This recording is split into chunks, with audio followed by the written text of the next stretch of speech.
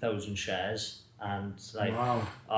Well, if you think of it, this is the thing, see, I have not seen anyone else doing something like that. I'm sure there are barbers that will do that, but I haven't seen it, especially in South Wales. I haven't seen a barber that is going to people's houses to sort of adapt to some circumstance. Child, and I think it is really, really good. It's a really, really nice thing. I think that's why you're very successful as well, as you do a lot of different things to like normal barbers.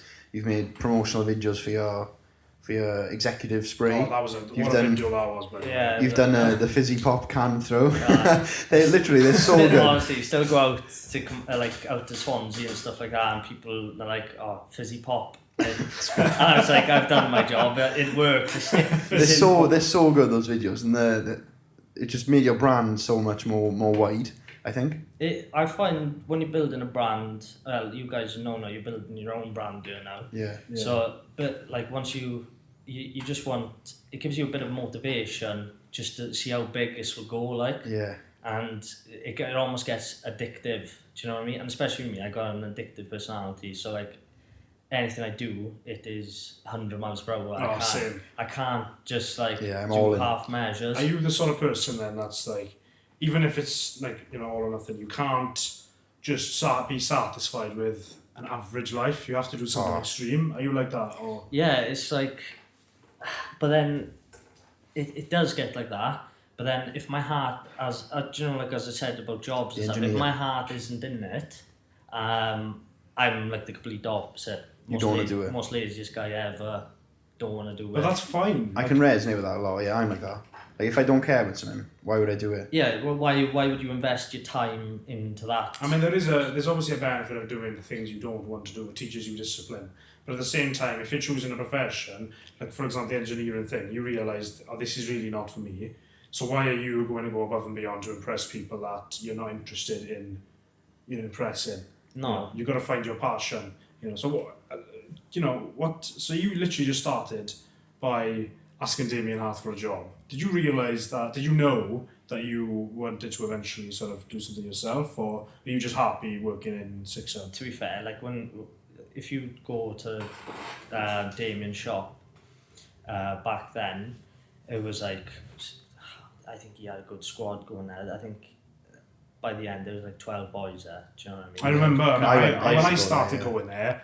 I can't remember their names. Connor was there though, because that's why I used to go to. When I started, Connor wasn't there. But like we had Fraser, Benjamin. That's it. Yeah. He's got his own shop now. Yeah. Nick, Lou, Mark G. There was loads of, and it was just like such a vibe in there. It was just like. I remember the chats you guys. You just have mental chats, good laugh. Yeah. You get your haircut. It's just good vibes all round. I think that's really important. Yeah. Yeah, and I was just like, you know what? That's a bit of me. That is. I wouldn't mind doing that as a life.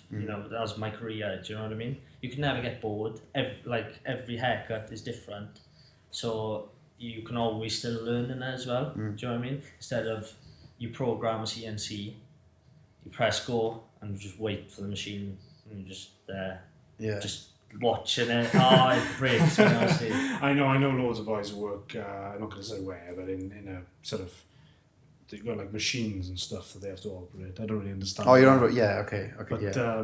Honestly, it just sounds so monotonous. And I love the sort of uncertainty of doing this now, and what we're doing. And just going, we went to London and do a podcast with a powerlifter. We're going to go probably up to other places and do podcasts with people. It's just a good laugh. Yeah, it is a good laugh. We can't say where, we can't say who. No. We've got exclusive news coming up soon, but not yet. But yeah, no, I like the fact that you just took that risk. Like literally, you've gone from... To be fair. Hang on, you didn't take a risk anyway. No, I literally got sacked. So I Well, no, but you took a risk in setting this up. Do you know what I mean? Like, look, you've got your own brand, you got your own spray, you got like basically like not music videos, but you got promotional videos, and that's just all come from being sacked as an engineer. Well, you literally got to find your feet at that point, isn't it? Do you know when you've been to college, like at this point for me, I've been to college, done 3 years in college as an engineer, and you just like, right, what do I do now? Do you know what I mean? And it's like, right, whatever I'm in now, I've got to know exactly this is what I want, and then that was it then. I wanted to be a barber then. And I just got inspired by a lot of people in the same industry. Like there's this person, she's an Irish barber, and she literally just, you can take your tools wherever you go, do you know what I mean? And she went to Ibiza, and like her apartment, she was literally just cutting hair on site, like on, you know, the balcony of the apartment, making money, then going out on the lash. Do you know what I mean? It's just, there's like on Creamfields as well. Have you seen that? Yeah, you can take stuff there. You just pick up your clippers. You can take it anywhere as long as you got a few electric points. You're the way to go. Podcasting, it's kind of like that as well, but it's a bit different because I mean, obviously you've just seen how much of a pain in the arse it was to set all this up, but rounded tables.